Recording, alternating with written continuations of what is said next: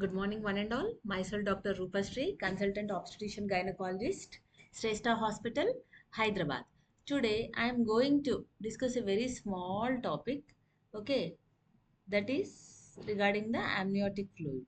Okay, so the image itself here represent. See, this is the uterus. Okay, this is the uterus. You all know. Okay, this is the placenta. Let me write here. Okay, uterus. This is the placenta. Okay, you all know this is a baby, that is the fetus. Okay, now the topic which we are going to discuss. See, this is the amniotic fluid. Okay, this is the amniotic fluid. Okay, right. See, and this is the amniotic sac. Amniotic sac, that is amnion and chorion. Okay, now let us discuss regarding it.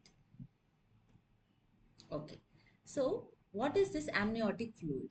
See here, the image itself shows, see, it is a yellowish fluid. Okay, it is a yellowish fluid surrounding the fetus. Okay, and protecting the fetus. So, if you write,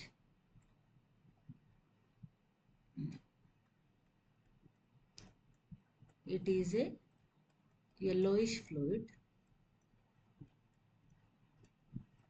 present surrounding the fetus. Okay, here the image itself represents. Okay, this is the fluid. And if the fluid is there, what is its function?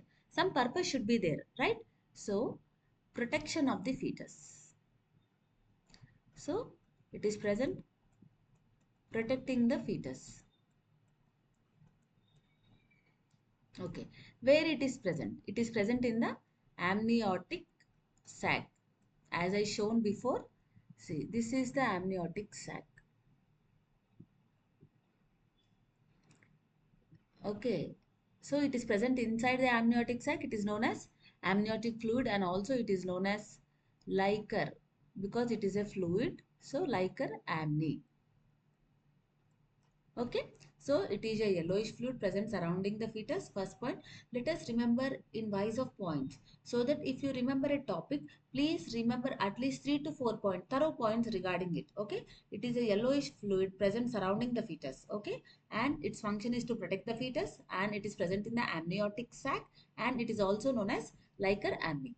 Okay, so see, for the clear representation, this is the sac and this is the fluid. Okay, next, see, next thing is how the amniotic fluid is produced. Okay, and what is its circulation, what is its regulation. First we'll see. Okay, see, every time the amniotic fluid which is formed is of both mixed origin, that is of maternal origin, that is from the mother side, maternal origin, and other is the fetal origin. Okay, maternal and the fetal origin. Now we'll see how the production is, how it is produced. We'll talk regarding the production. Okay, so first point, it is a transduate of maternal serum. It is a transduate of maternal serum from the placental membranes.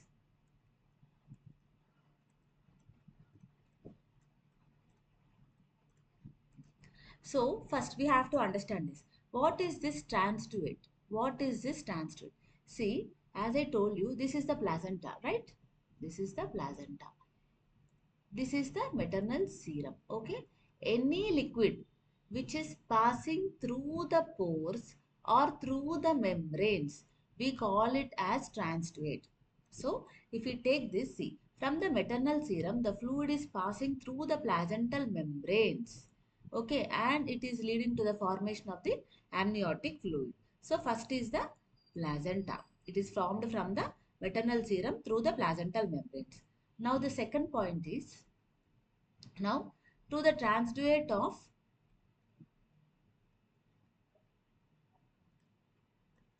fetal plasma through the umbilical cord.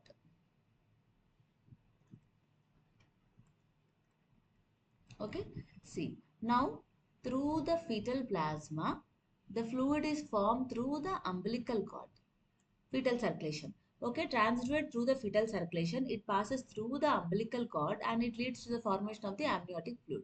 This is the second point. Remember the image. I always say, always remember the image so that you will have number of answers regarding it. First is through placenta, next is through umbilical cord, and third is through the, see, from the epithelium of the amnion, from the epithelium of the amnion, secretions from the epithelium of amnion. Okay, and the fourth is, next is through the fetal skin. Fetal skin, okay, the fetal plasma when passing through the fetal skin, it also leads to the formation of the amniotic fluid. And next is the, see, some amount of circulation through the lung fluid also, some amount through the lung fluid of the fetus, and last is fetal urine. See here, fetal urine. Okay, first is through placenta. Okay, maternal serum, transduct of the maternal serum through the placenta. The next is through the umbilical cord, fetal plasma through the umbilical cord. Third is to the secretion of the amniotic epithelium.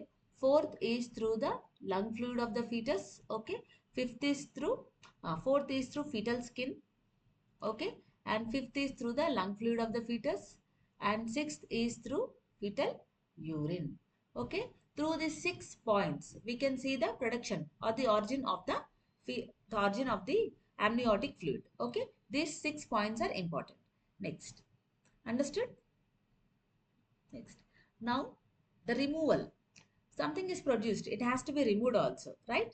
So as I said, see, from the maternal circulation, this is the first point. Okay, second is through the amniotic epithelium. Okay, maternal circulation, that is the placenta translate. Okay, next three is through fetal skin, fetal, okay, fetal urine. Okay, fetal skin, fetal urine, amniotic epithelium through the maternal circulation of the placenta with the lung fluid also. Okay, with the lung fluid also. So in this also there is fetal production things. Okay. Next is how is the removal.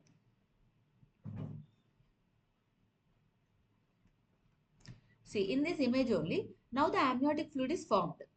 Okay. Now this amniotic fluid is formed. Now it has to be removed. So how it is removed? By the first one. The fetus swallows almost 400 to 700 ml of amniotic fluid daily. This is a point, and this is also a bit in your PG questions. Okay, 400 to 700 ml of amniotic fluid is daily swallowed by the fetus. So by this it enters into fetal circulation. First point, by swallowing. And next is through by the intermembranous absorption, inter or intramembranous absorption. What is this? The water and the solutes which are present into the amniotic fluid directly enter into the fetal circulation. This is the second point. It is removed by two methods. First one, fetus swallows almost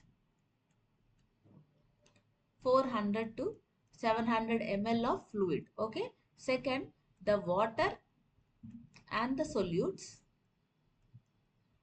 present in the amniotic fluid enter the fetal circulation.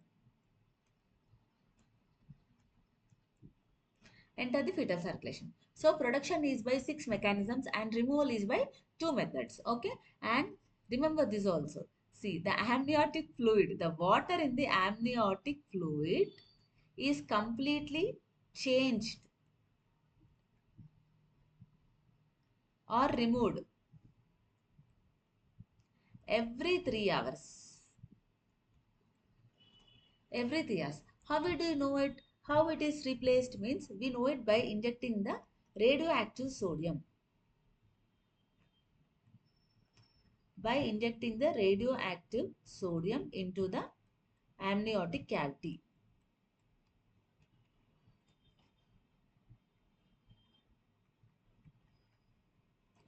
By injecting the radioactive sodium into the amniotic cavity. By doing this, we can see that we can observe that every 3 hours, the water content in the amniotic fluid is completely changed. Okay, it's clear to all? Now next, okay, volume. Next thing is volume. See, what is this is? The volume of the amniotic fluid changes with the gestational age. With gestational age.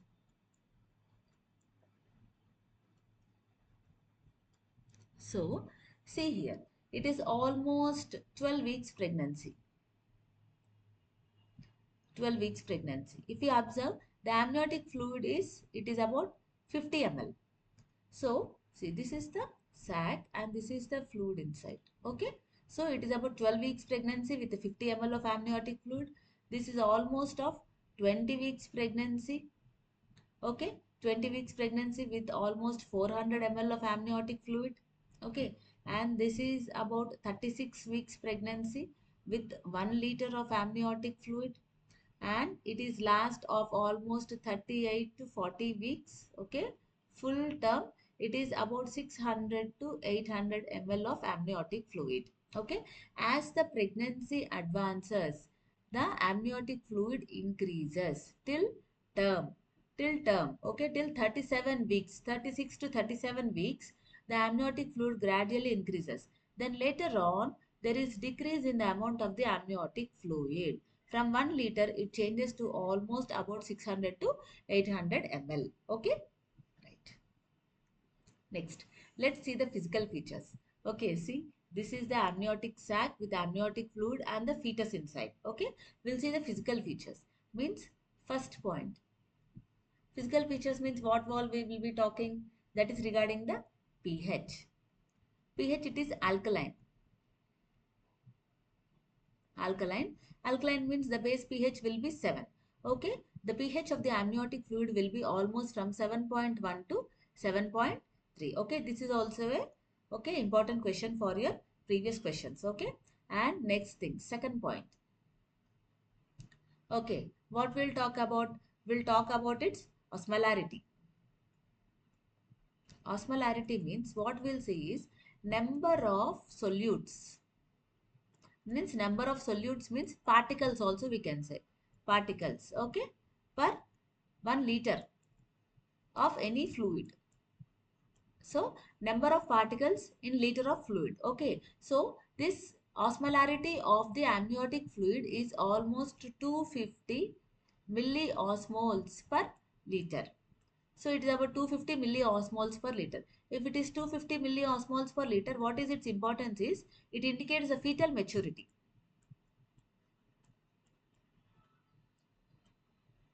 It indicates a fetal maturity. So pH is almost 7.1 to 7.3. Osmolarity is almost 250 milliosmoles. Next is specific gravity. What is this specific gravity?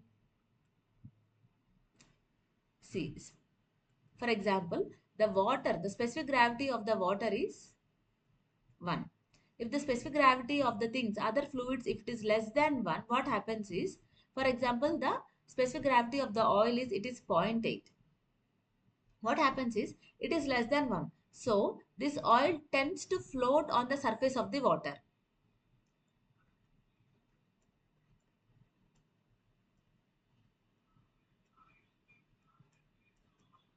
It tends to float on the surface of the water. Okay. So regarding with considering the water as 1, what are the substances which are present above than 1? What are the substances which are present below 1?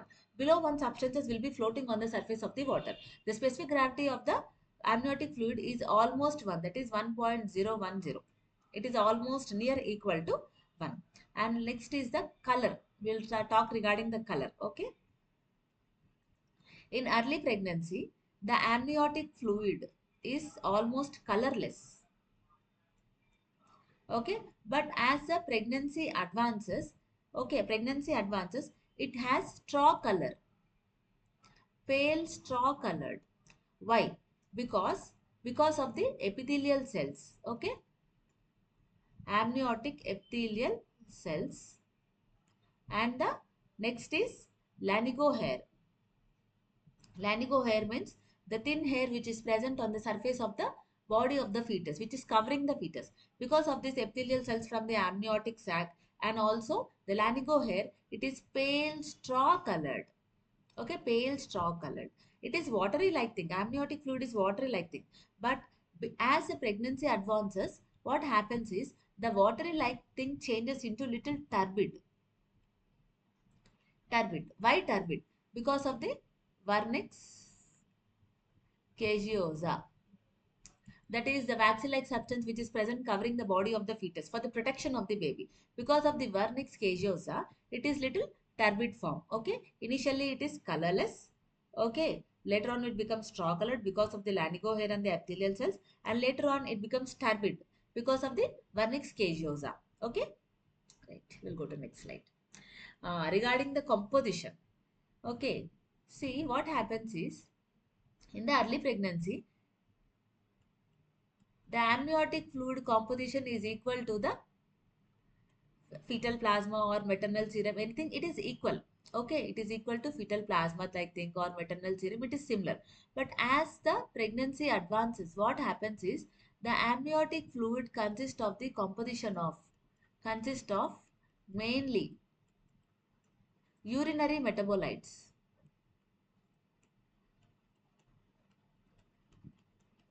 It consists of the mainly urinary metabolites because amniotic fluid, the baby swallows that amniotic fluid and the amniotic fluid is produced from the fetal urine also. So mainly urinary metabolites will be there. Okay. So first thing is we'll talk regarding the organic. Later we'll talk regarding the inorganic substances. And last is the suspended particles. Okay. First, organic. Organic means, see, it is consisting mainly of the urinary metabolites. What are the urinary metabolites consist? Even it is a fetus or it is a mother, the urinary metabolites will be same, right?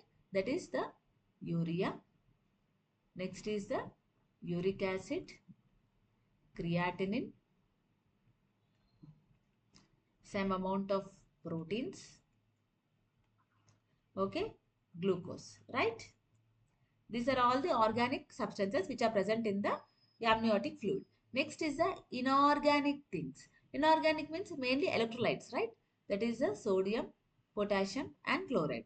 See, initially in the early pregnancy, what happens is all the three are equal, like sodium, potassium, chloride, all are equal. But as the pregnancy advances, what happens is as the pregnancy advances, the content of the sodium and chloride get decreased. This is because of the dilution with the fetal urine. Dilution with fetal urine. Because of the dilution with the fetal urine, what happens is the amount of sodium and chlorides get decreased. The amount of potassium remains unaltered or unchanged. It remains the same throughout. Okay, it is the same. Potassium is unchanged, but sodium and chloride get decreased. And the suspended particles means you all know that is it consists of particles like lanigo hair, okay, amniotic cells, and third is sometimes what happens cells from the respiratory tract, okay, urinary bladder. In females, the cells from the vagina. These are all present in the amniotic fluid. So what happens is, again we'll revise. See, in early pregnancy, the amniotic fluid is equal to almost fetal plasma, maternal serum is everything same. And mostly water is about 98 to 99%. Amniotic fluid main composition, it is a fluid, so water should be there. Okay, 98 to 99% it is water only. But as the pregnancy advances, what happens is the amniotic fluid mainly consists of the urinary metabolites because of the fetal urine. Okay, so if we take organic substances, all the urinary metabolites like urea, uric acid, creatinine, protein, glucose, this will be there. and some inorganic materials like sodium, potassium, chloride. Initially, all are equal. But what happens is, as the pregnancy advances, the content of the sodium and the chloride get decreased because of the dilution with the fetal urine. Okay, the potassium remains unchanged. And the suspended particles, like you all know, that is the laryngeo hair, amniotic cells, cells from the respiratory tract, urinary bladder, and the vagina in case of a female baby. Okay, next. Now we came to an important topic. This is very important regarding the color. As I said, the amniotic fluid will be colorless. Okay, later on it changes to pale straw colored, right? But now see, sometimes the amniotic fluid may be green color. See, it may be greenish. Why is this greenish? Because when there is any meconium staining, okay, it becomes greenish in color. Meconium staining, meconium stained liquor. It is mostly seen when the baby is in the fetal distress. Fetal distress means when the baby is not having sufficient amount of oxygen, when there is any problem in the development or growth of the fetus, when there is any problem, okay, when there is no sufficient oxygen level, what happens is the baby releases meconium. Okay, the anal sphincters will get relaxed, and what happens is baby will be passing the stool inside the womb only. Therefore, it is meconium staining. Okay, it is greenish in color, and the meconium staining, depending upon the degree, okay, and also duration. Meconium staining is of thin, thick, and pea-souped. Okay, this is almost thin only. Okay, grade 1. Okay, this is thin, grade 1. It is thin, thick, pea-souped. Okay, thick meconium, thick meconium with flags, meconium flags. Okay, meconium flakes. What happens is it indicates chronic fetal distress.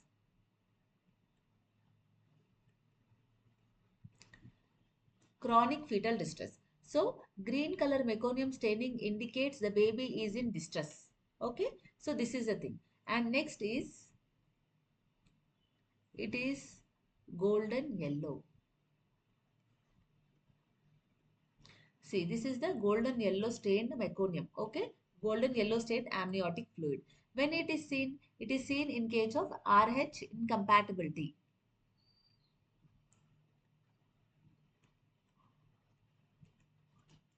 RH incompatibility. What happens is, see, in this, there is excess lysis of the fetal RBC. There is hemolysis of fetal RBC. This leads to the accumulation of excess amount of bilirubin. See, if we talk about a new word, why the new word has come there? Some amount of reasoning, some amount of explanation will be there. So if you remember the explanation, the new words will be fixed in your brain. So see, this is golden yellow, yellow color. Okay, why is this yellow color? Why the meconium is its green color? Because meconium is in green color. Okay, so meconium staining, the baby will be passing almost greenish color, liquor will be coming. In case of golden yellow means RH incompatibility. What happens? The fetal RBC will be getting lysed. If the RBC is lysed, what happens? The amount of bilirubin present in the RBC will be coming into the liquor. For this reason only, it is golden yellow color. Okay. Here the two colors we have learned, that is a greenish and the golden yellow, that is a meconium staining and the RH incompatibility. Okay. Next. See, this is almost dark red color. Dark red. This is in case of any accidental hemorrhage. Like any external hemorrhages, extragenous, any injuries will be there in case of any external hemorrhage. Okay. It is dark red in color because this is because of the accumulation. Okay. This is because of the contamination of the blood with amniotic fluid. It is dark red in color. Okay. Now, this is saffron color. Baby will be very angry. Post maturity condition. Okay. This is saffron color. Okay. This is seen in case of post maturity. Means almost baby is almost term 40 weeks completed. Okay. Now it is 42 weeks. There are no pains. Okay. So when we have done an induction of labor, we'll be seeing this color. Okay. Post maturity. Post maturity condition means post term conditions. Okay. And next, see, this is almost tobacco juice. This is almost one of the important MCQ for you all. Tobacco juice, brown color. Tobacco juice, dark brown. Okay, this is indicated in case of death of the baby, IUD, because of the accumulation of the old hemoglobin levels. Okay, old hemoglobin levels. So tobacco juice appearance is mostly seen in case of death of the baby. So meconium staining greenish, RH incompatibility is golden yellow, dark red mixing of the blood with the amniotic fluid in case of any accidental hemorrhages. And the fourth is saffron color, that is post maturity conditions we can observe this. And the chocolate color, dark brown color, tobacco juice is, we see this condition in case of death of the baby, that is intrauterine fetal death because of the accumulation of the old hemoglobin levels. We see the dark brown color of the baby. Okay, five colors, five colors. Okay, next. Okay, let's come to the functions. See, almost every time in OBS, before pregnancy, during pregnancy, after pregnancy, these three are important. Okay, these three are important. So when we are talking, the amniotic fluid, it is not formed before pregnancy. So what happens is, during pregnancy, after pregnancy. So we'll see what happens is, during pregnancy, what are the functions? What is the importance? As I have said, see, this is the amniotic fluid. See, first thing of the fluid, if there is any fluid, there's a protection, right? So it will be absorbing the shock if something happens. So first point regarding, okay, it is a shock absorber.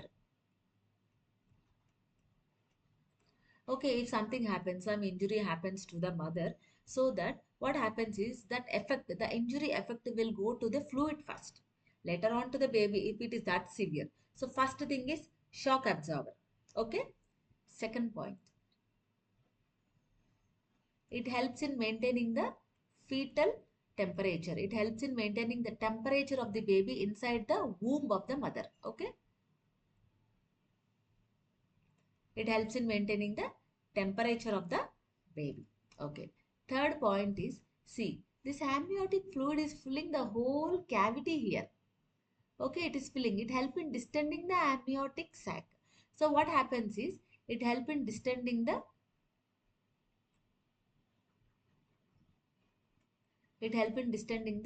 amniotic sac. Okay, so that the baby can grow or move freely. First point, baby helps in, it helps in movement of the baby. Okay, second point, it prevents the adhesions between fetal parts, and also with fetal parts to the uterus.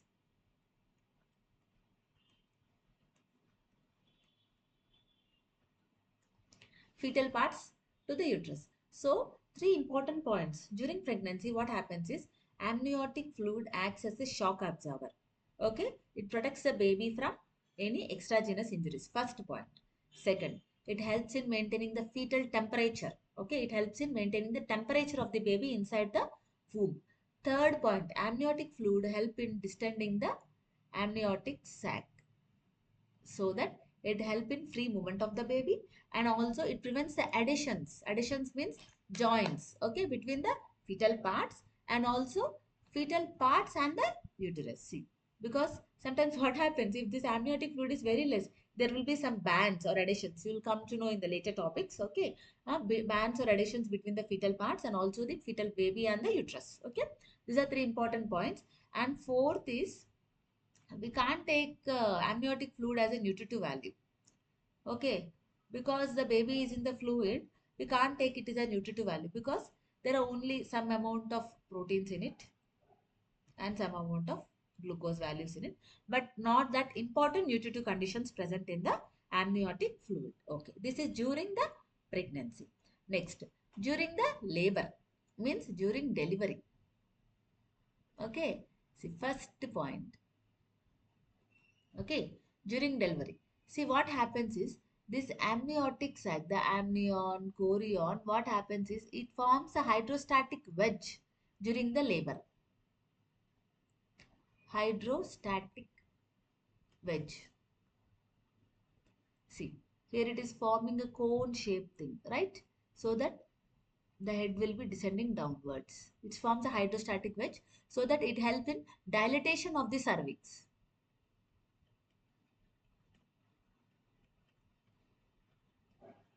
Okay, so because of the pressure, what happens is the cervix slowly opens up. Okay, cervix opens up and it becomes a papery thin like condition. Okay, so hydrostatic wedge. Second point. Okay, see what happens. After almost 3 to 4 centimeters of dilatation of the cervix, what we do? What we do is we induce the labor. We rupture the sac and we induce the labor.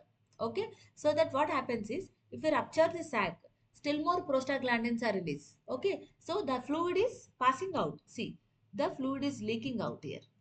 Okay, leaking out. The baby also slowly comes down. Okay, like a fish, what happens? The baby also slowly tends to come down. During the labor, what happens is important points regarding is it help in the induction of the labor. It help in the induction of the labor. It forms a hydrostatic wedge, help in the dilatation of the cervix, help the baby move passing down easily. Okay. Now the next we'll see regarding the clinical importance now. So what is the importance of amniotic fluid? See, first point. If we want to know the importance, how we measure the amniotic fluid? We measure the amniotic fluid with the help of an ultrasound. See, here a doctor, a patient, see, she's doing a scan. When we will measure almost from the 28 weeks, from the growth scan onwards, we tend to measure the amount of the amniotic fluid from 28 weeks. Okay, see, this is the ultrasound picture of the amniotic fluid. See, this is the sac of the baby. Okay, and this is the fetus, this is the baby fetus, and see this is the black thing is the fluid because we represent fluid as black. Okay, this is the amniotic fluid. Okay, we measure with the help of an ultrasound. How we measure? See, we take some reference points. See, if this is the uterus of the mother, okay, we'll take another color. Okay, we'll take red color. I will take red. So, see, this is the, if we take this is the uterus of the mother, we'll take some reference points. See, this is the fundus of the uterus, this is the umbilicus of the mother, and this is the pubic symphysis. So these three reference points, that is fundus of the uterus, okay, umbilicus, pubic symphysis. Okay, so taking these three as reference points, okay, the abdomen is divided into four quadrants. Number one, number two, number three, number four quadrants. Okay, in each quadrant we will be measuring the vertical pocket. Okay, we will be measuring the vertical pocket. See, here is one pocket, we have measured it. Okay, so we will be measuring the single vertical pocket.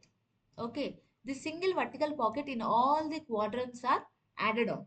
So the sum of all the single vertical pockets is the amount of amniotic fluid. Okay, so measuring all the quadrants is the amount of amniotic fluid. The normal is almost it is 8 to 25. Normal amount is 8 to 25 centimeters. Okay, if it is less than 8, we call it as oligohydramnios. We'll discuss in coming next classes, okay, in detail. And if it is greater than 25, it is known as polyhydramnios. See, poly means more amount or large amount. Oligo means small amount. Okay, it is 8 to 25 is the normal. If it is greater than 25, it is polyhydramnios. And if it is less than 8, it is oligohydramnios. What are the conditions, what are the causes, what are the clinical impacts, we'll learn in the next class. Okay, first is measuring conditions. Second, amniotic fluid helps. Okay, amniotic fluid helps in the growth and development of the baby. Okay, growth and development of the baby. It helps in free movements of the baby so that mother can be assured, okay, I'm having movements, my baby is healthy. Okay, so this is the second point. And the third, by installing some of the chemicals like intra-amniotic installations. Intra-amniotic installations. Intra-amniotic installations like hypertonic saline. Nowadays, we are not using all these. Just for theoretical purpose, you please remember it, that's all. Hypertonic saline, okay, and ethacridine lactate.